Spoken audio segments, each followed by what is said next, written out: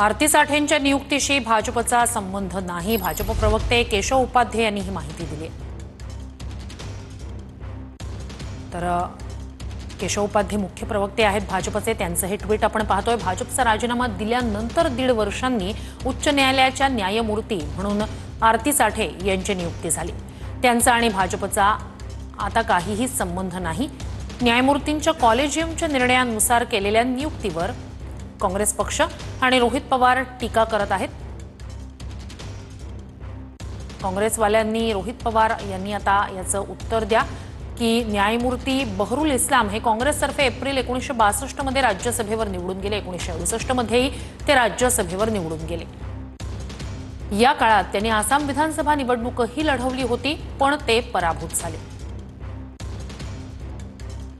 1972 मध्ये त्यांनी राज्यसभेचा राजीनामा दिला आणि ते गुवाहाटी उच्च न्यायालयाचे न्यायाधीश झाले। मार्च 1980 मध्ये ते निवृत्त झाले आणि पुन्हा राजकारणात सक्रिय झाले। निवृत्त झाल्यावर इंदिरा गांधी सरकारने त्यांना डिसेंबर 1980 मध्ये सर्वोच्च न्यायालयाचे न्यायमूर्ती म्हणून नियुक्त केलं। 1983 मध्ये त्यावेळेचे बिहारचे मुख्यमंत्री जगन्नाथ मिश्रा यांची भ्रष्टाचार खटल्यात निर्दोष मुक्तता केल्यानंतर टीका झाल्यावर त्यांनी न्यायमूर्ती पदाचा राजीनामा दिला। त्यानंतर 1983 मध्येच काँग्रेसने त्यांना राज्यसभेवर नियुक्त केलं।